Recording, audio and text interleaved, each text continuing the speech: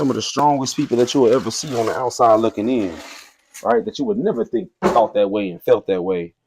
Wake up every single day questioning who the hell they are. Questioning if what they're doing is good enough. Like millions of dollars, right? The status, the fame, the worth, all of those things. But yet they still wake up questioning themselves saying, damn, am I worth it? Where there's a will, there's a way. Quite literally. Will Tidwell, a younger gentleman. I wish I didn't have this big heart. People just do nothing but hurt me. Anybody can dream the dream. Anybody can have a goal, but see, you're gonna be a neighborhood hero. You just keep shining, young king. All right, man. So now we finna pack. Well, I'm kind of pre-packed a little bit, but not really. So I get my life together now, get my fits right in my head. So baby made a list of like what clothes you need to have.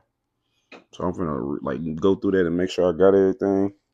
I'm gonna pack all my shit up, and I got a checklist too. Make sure you got a checklist, bro. Cause trying to remember all that shit on top of your head, especially for an international trip, that's too much pressure. Just have you a motherfucking checklist, bro. So you ain't gotta worry about that. And then I'm gonna do a couple of like Q&A with y'all. I'm gonna do a couple of questions y'all be asking me in my DMs about like just whatever, life, business, all the stuff y'all be asking about on a regular basis. I'm gonna answer a few of those too from y'all. So first night we get there, we're gonna do a chill thing. So she said we're gonna do something real chill. So I'm gonna wear these for the first night. Right there. You did what I'm saying? It's all about her, bro. It's her birthday. I'm at her beck and call this weekend. Whatever she want to do, I'm going to do. We got that. What shirt am I going to wear with this?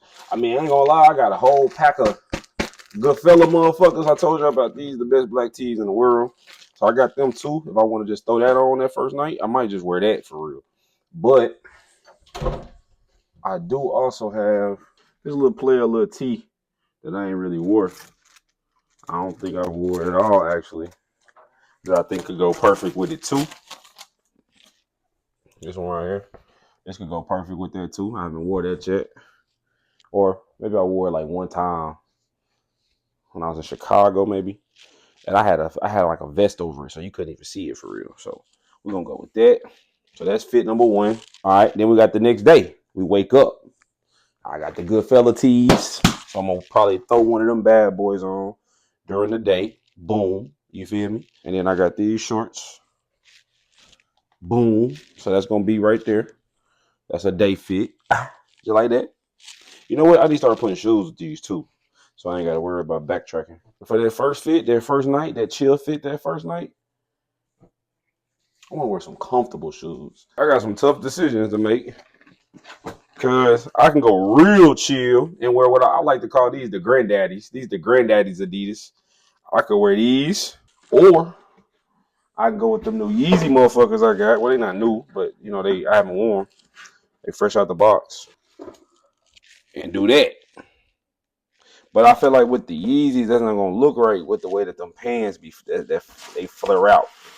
So you know what? I think right now I'm gonna wear the granddaddies. Then with the blue and black, I could wear. I think I'm gonna go with these. You feel me? With that, boom. Black tee, blue shorts, gray shoes. Bow. That night. And that's her birthday.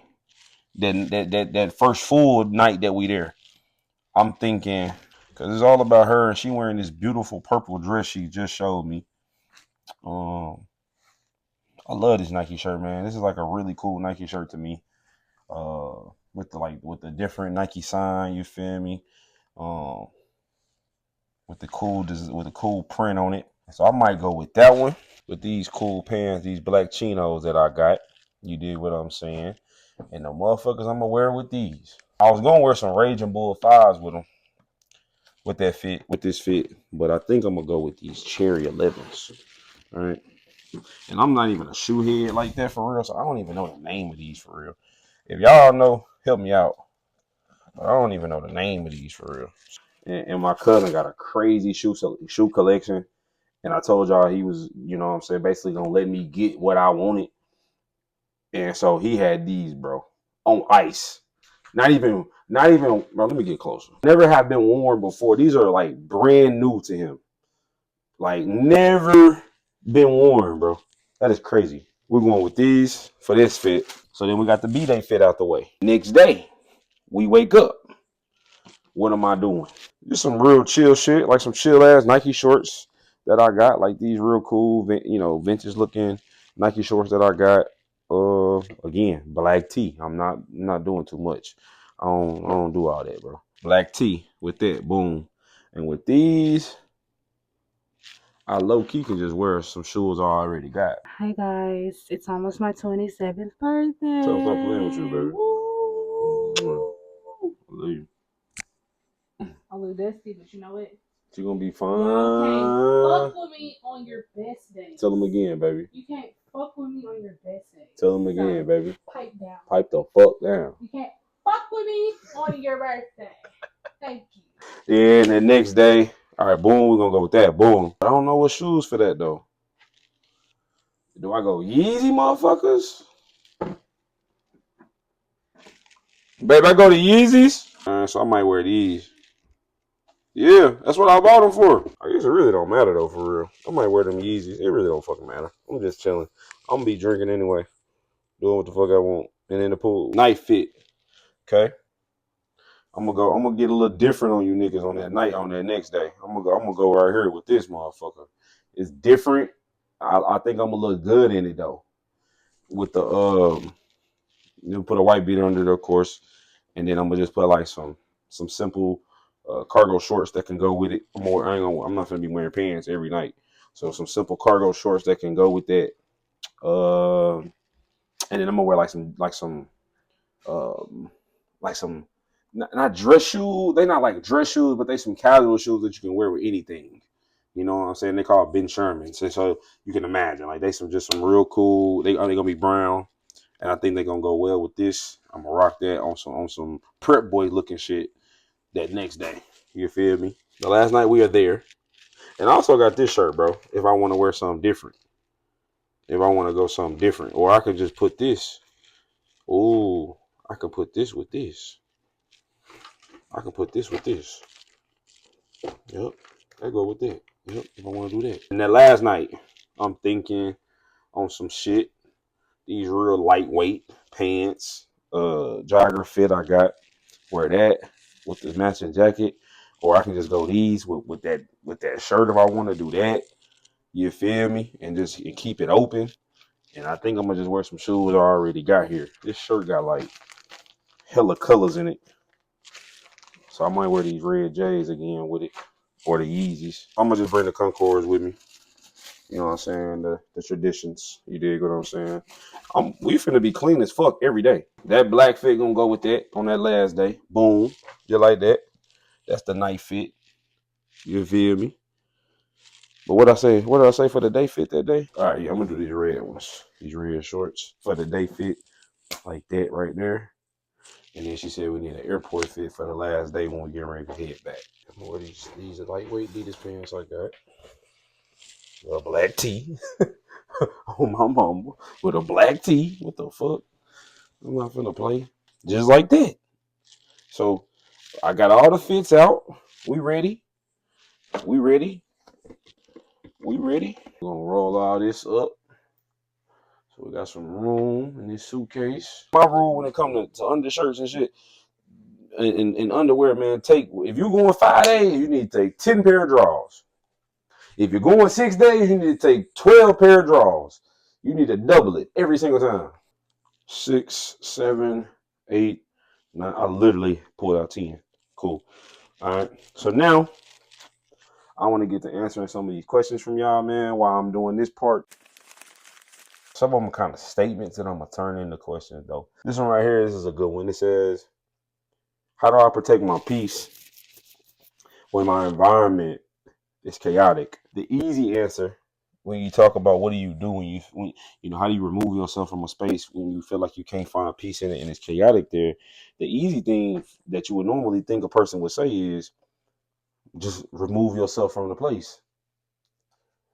But I think it's not that simple, because it's not that easy to leave certain places and certain people and certain things, man.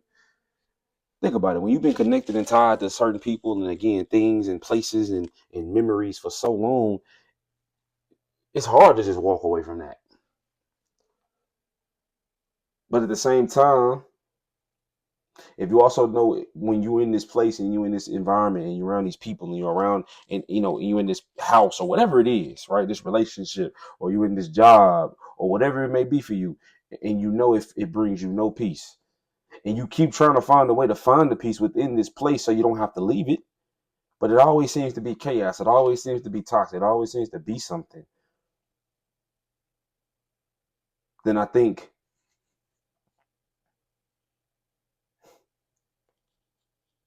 how do I say this, right? It really kind of got me thinking now, man, because it's like, think about how many people have to find a way to protect their peace and keep their mental sane while dealing with chaos in their life.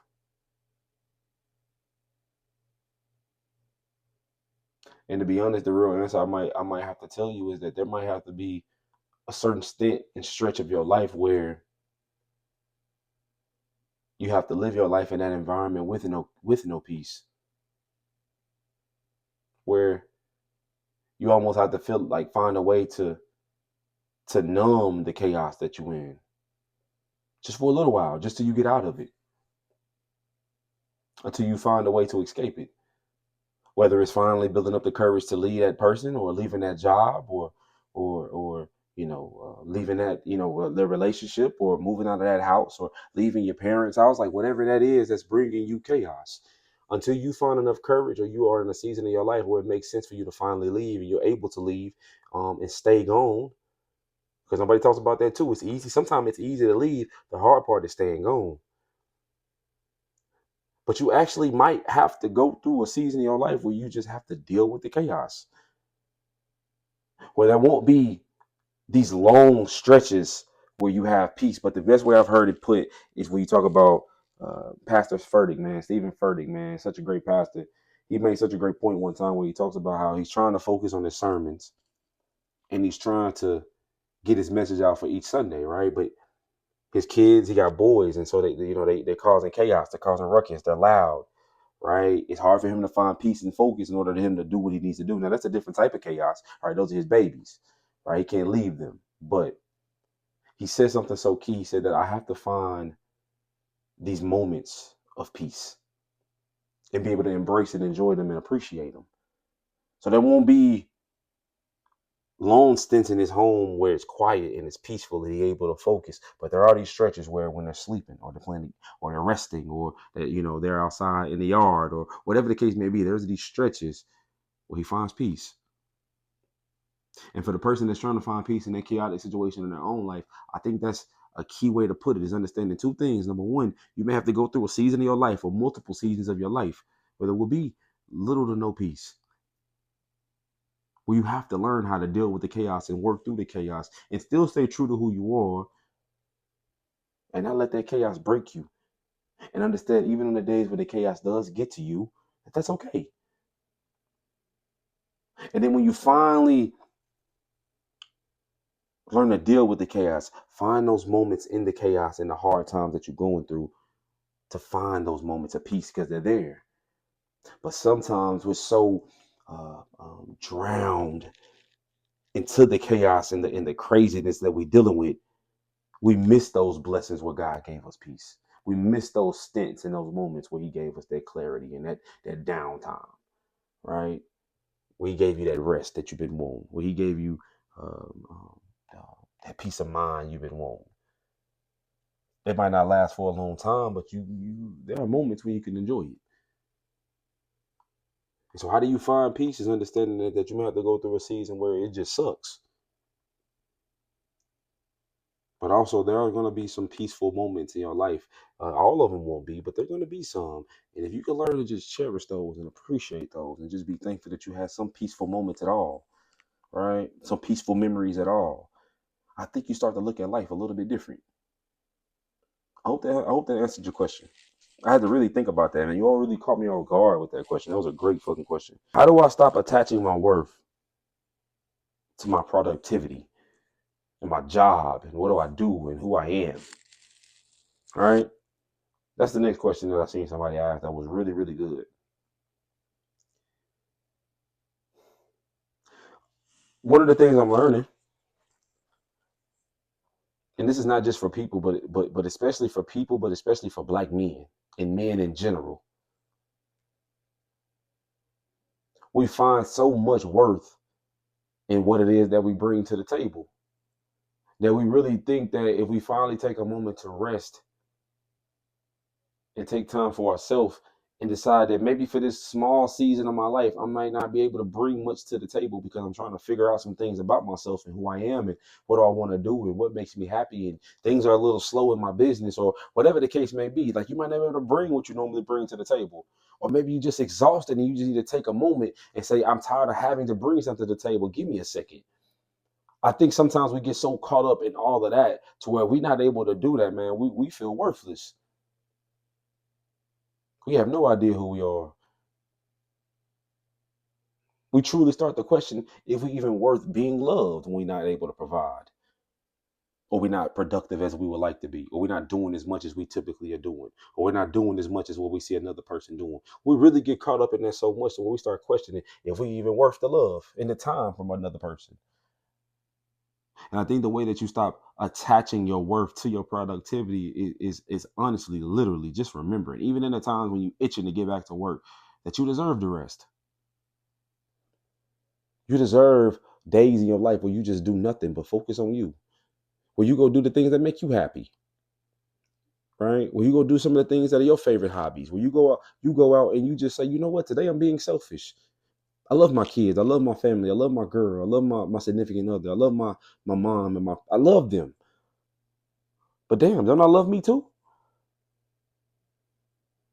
Because I think the thing for me, especially, is like when I'm finally resting and I'm sitting still, nothing bothers me more is when my mind is racing, thinking about all of the things I could be doing. But then what slows me down is remembering, but bro, if you don't rest and take care of yourself and be selfish and put yourself first every once in a while, how will you even have enough to be able to do the things that you need to do, the things that you're thinking about? How will you have enough? How will you be able to provide for these people that you use as an excuse to say that you have to work so hard for if you're down and out, if you're unhealthy? And also, I think we also have to be really attentive and much better with how we spend the time that we have. Because if you be honest, you could do a lot of the things you be needing to do if you just kind of did a better job managing the time that you've been blessed with. You say you didn't have enough time to do X, Y, and Z, but if you really think about it, if you took away some of the time you spent doing this, right? Because you over rested. Some people over rest. Sometimes they kind of lazy because they always chilling. If you really think about it, you say you don't have enough time to do X, Y, and Z, and this is why you can't spend time with the family now or do X, Y, and Z. And I was that same person. I had to be real with myself. I had to check myself one day and say, you know, I could actually be more productive and get my stuff done if I managed the time I've been blessed with a little better. And then I wouldn't feel so bad about resting because I actually bust my ass and did what I had to do. So I deserve this rest. So I think, again, this is another twofold answer. I think number one is remembering that even in those moments where you're itching to get back to work, you're itching to do something else, you're itching to try to figure out a way to be more and make more money and all of the things, man, slow yourself down in that exact moment, which ain't an easy thing to do. It's not. And say, you know what, I'm gonna still do it, but let me take this nap first. Let me go for this walk first. Let me go for this bike ride. Let me go to the gym. Let me do something that makes me happy. And then you realize, man, I got so much more to give to help make other people happy too. You know what I'm saying? And on the other side of that equation, being more mindful of how you spend your time and realizing that I could actually be productive as I want to be and still have plenty of time to rest and spend with my loved ones and do the things that I really want to do. But how are you storing your time? And to be honest, I'm not the best steward of my time sometimes, right? My sleep schedule and a lot of these different things about me are all over the place. And this is the thing I hate, is that when people try to paint this picture like They wake up at this certain time every day and they do this same routine every single day. Don't get me wrong, there are some people that do, but nobody shows you those moments where they struggle to get out of bed that morning. Nobody talks about the days where they was dealing with something in their life that really hit them and they didn't feel like being productive. They didn't talk about those times in their life where they burnt themselves out. You know what I'm saying? We're so busy showing the perfection of life, we don't show the imperfection of life. We don't show the flaws of our life. And then it starts to confuse people that consume our content and see us from afar and thinking they have to do this exact same thing. When in reality, if you show them mistakes and you show them the imperfections and you show them where you fucked up, that makes them feel so much better about the human moments too. And just teach them how you started to be better steward in your time. And that's something I'm having to learn is I'm being better steward in my time by realizing, oh yeah, I might not wake up super early like this person, but when I get up, I'm going to do these things I said I needed to do by this certain time. And if I can't get to it, I'm going to put it back in my schedule at a later time where I can still knock it out. But you got to look at what are the priorities in my life and what are the things that are still important, but that I can stretch a little bit. And I think when we start looking at the things that we want to do to be productive like that, you stop beating yourself up so much about it. Damn, that was a great question. Let's do a couple more. Let's do like 2 or 3 more, man. I just feel like I'm always the one showing up for everyone else, but nobody shows up for me, Z. Because on one hand, maybe you are. Maybe you are the person that's showing up for everybody else. Maybe you are connected to people that don't do that same thing for you. Maybe you are the big-hearted giver of your family or your friend group or of your church or whatever, your community, whatever. You're always the one that's looking out for other people. You're always the one making sure everybody else is straight. You're always the one coming to everybody's beck and call when they ask, when they need you. Maybe you are that person that's always there for everybody else and nobody's there for you. But on the other hand, what I'm also learning about some people is that a lot of us don't know how to ask for help. A lot of us are so used to being independent and doing every single thing ourselves that we wouldn't even know where to start when it came to opening our mouth and being vulnerable enough to say, you know what, I can't do all of this by myself. You know, I can't do all this alone. I need somebody to support me. I need somebody to help me. That's a hard thing for a lot of people to do, especially when they have become so accustomed to doing everything for themselves. When they become so accustomed to always having to figure it out by themselves. And that's who a lot of people are. And so when you really sit back and think about it, are you really in a situation where you feel like you're the only one that's always doing for others and nobody does for you? Or do you even ask for the help? Or have you asked for the help before and you were turned down and now you're so hesitant to ask for the help because you think that the same thing is going to happen again where nobody's going to come help, where nobody's going to come to your rescue? So you say, you know what, I'm not even going to ask. And so I'm going to continue to feel like the one that always does for everybody because you probably do, but feeling like nobody does for you. But now, on the other hand, if you are one of those people that always does for people and looks out for people and loves people and goes to the ends of the earth for people and making sure everybody else is straight, and you find yourself in situations where you are vulnerable enough to ask them for the help, and it still feels like nobody ever hears you. It feels like nobody ever comes running the same way you do. Nobody ever treats you with the same sense of urgency like you treat them. Nobody ever seems to truly pay attention to you until you start to spaz out. And now you're doing too much. If you truly are one of those people, and it feels like nobody ever does that for you, then I think the real question is not so much why do you feel like you're the only one that's doing for everybody else, but asking yourself, why do you keep giving so much to those people? Why do you keep expecting those certain people to do something that they clearly not finna do? Right? Why do you keep expecting them to show you something different when they done showed you who they are 1,000 times? And ain't that what we do a lot of times? We think if we just do more and try harder, then maybe they'll do it. But now all you're doing is burning yourself out even more now because you're trying so hard and they're still giving you the bare minimum. You're going to above and beyond for these people and they still giving you very little to nothing. But they taking everything you're giving, but they hardly giving you anything in return. So I think it's a twofold thing. I think on one hand, yeah, you might be one of those people that gives a lot, right? And loves hard, and that you're surrounded by people that don't do the same for you. I wholeheartedly believe that's a real thing. But I also think there's a possibility there's a lot of people out there that aren't vulnerable enough to ask for the help because of one or two reasons. They've been doing it by themselves for so long that that's all that they know, or they've been vulnerable and open before with someone, and all they did was blow back up in their face. And so before they even allow themselves to relive that trauma and that embarrassing moment, they just rather figure it out and do it themselves and ask for no help, not ask for any help at all, and just drown in their own pride, in their own trauma. I think it's two types of people. You got to ask yourself which one are you?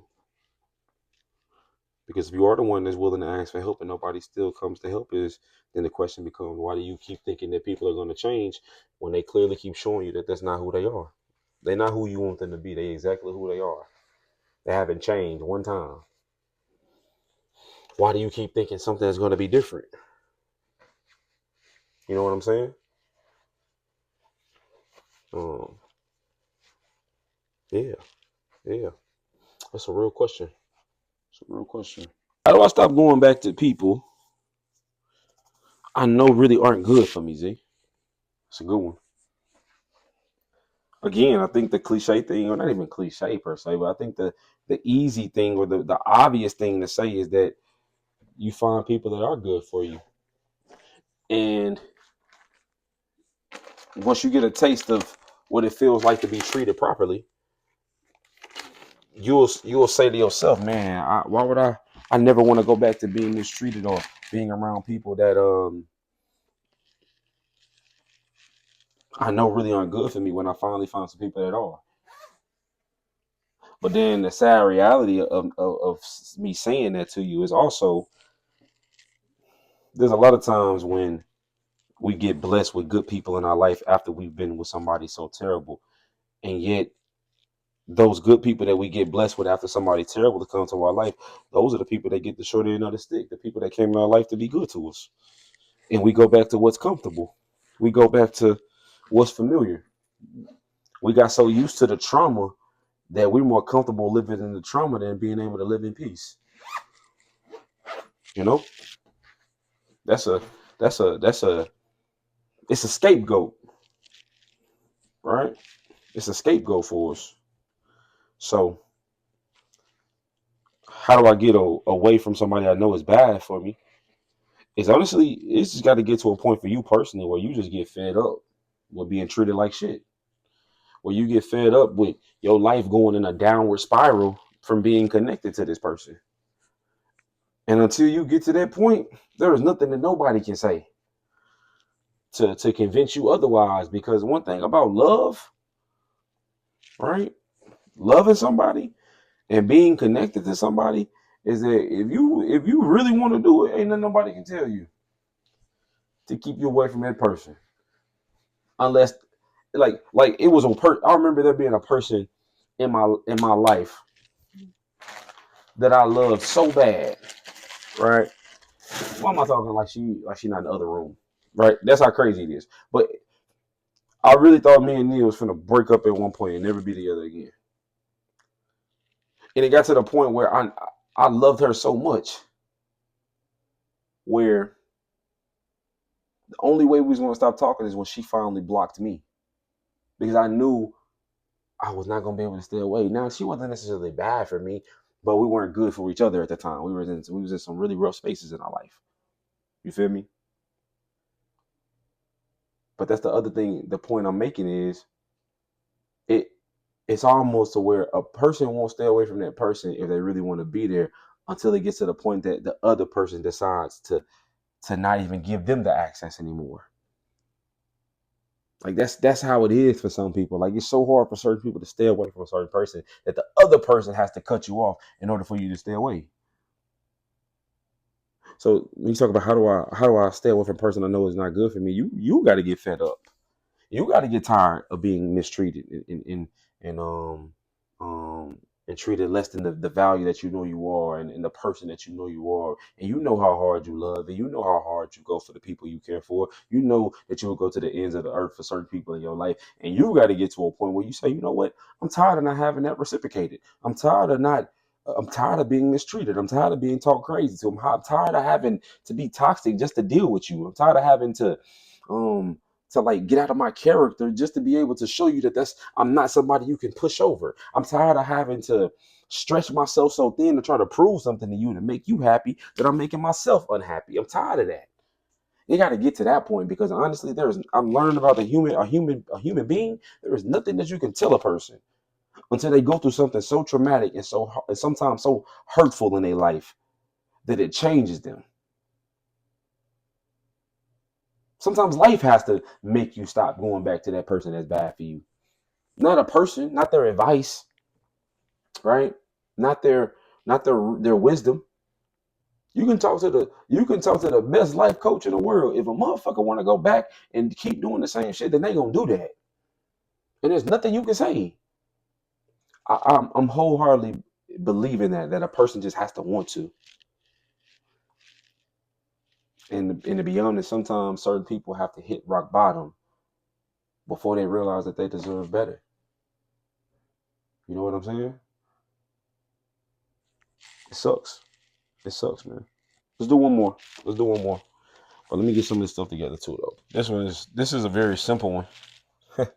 Not simple one, but I think it's not a simple answer or anything. But I think it's a thing that I think a lot of people are dealing with. And this one says, what if I don't know? What if I don't even know who I am anymore? Straight like that. What if I'm at a place in my life, Z, where I'm not sure who the hell I am? I don't know what I want out of my life. All right? I don't know what makes me happy. I don't even know where to start.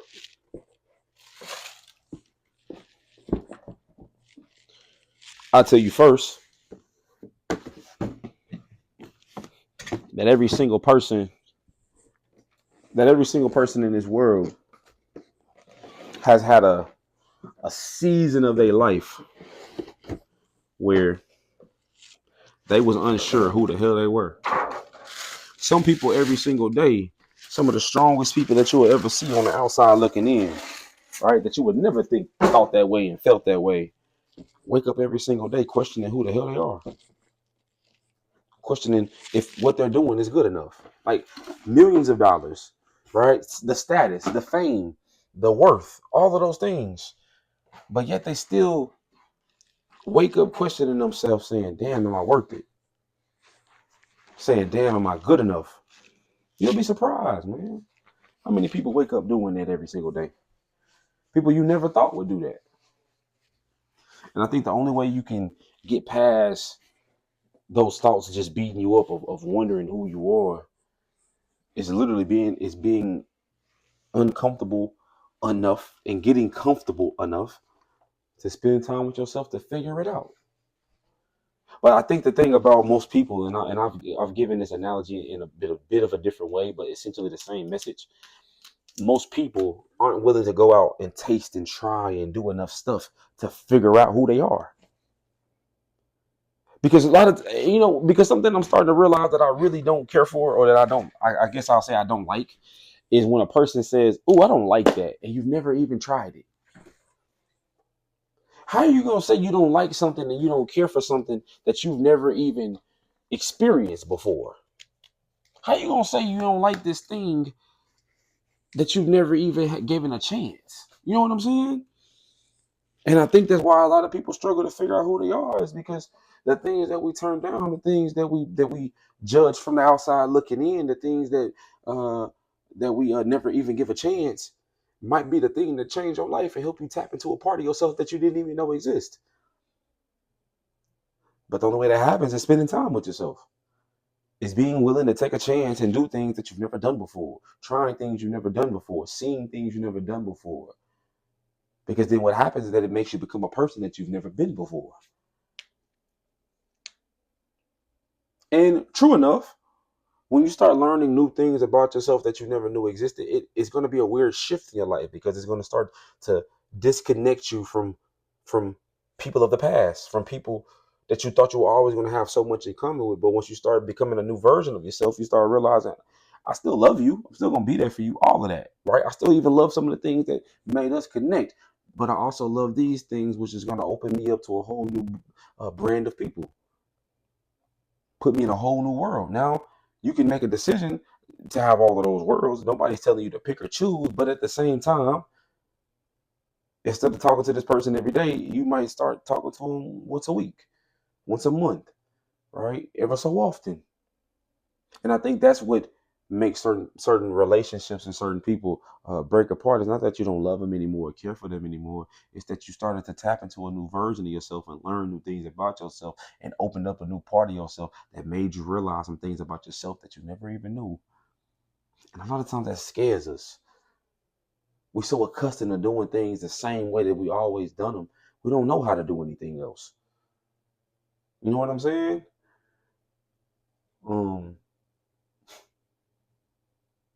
And so if you're one of those people out there that don't know who the hell you are and you're trying to figure that out, I want to tell you that, first of all, that's okay. It's okay to not be sure who you are or what you want and what makes you happy and what you want to do next and what's your career going to be. If you're ever going to fall in love, if you even want to be married, do you even want kids? Like, it's okay to not be sure of those things.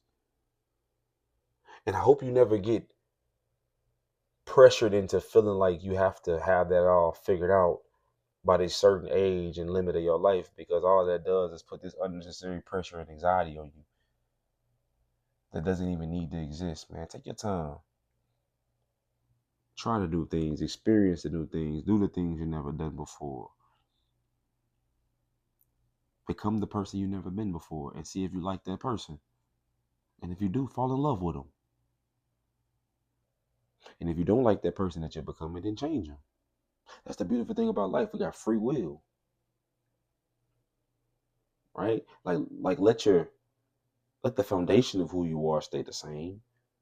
But it's okay to find new hobbies, find new careers, find new beginnings, find new loves. Right? It's okay. Don't beat yourself up, man, for being in a season or multiple seasons of your life where you just trying to figure it the fuck out. Because in reality, we all are, man. For real. We all trying to figure it the fuck out. But I'm gonna finish packing. Let's conclude this episode, I guess, that has become a SpeakUPZee the pod. But I'm also gonna put some of these clips in the vlog as well. This was cool, man. I love doing this. I'm about to do this again. But yeah, man, that concludes the episode. I'll start yapping again. I love y'all. Peace. Hey, what's up? This is Will Z Tidwell with SpeakUPZee. And I just want to take a quick second just to thank you for tuning in to this latest episode of SpeakUPZee the podcast. And my only goal with this platform is to motivate you, inspire you, and educate you around all things life, business, and mental health, whether it's myself or me bringing on a special guest. So I just want to thank you guys for tuning in. We don't ask for any type of monetary gains or anything like that. The best thing you could do for us is just like and subscribe to the channel. Until next week, we'll see y'all later. Peace.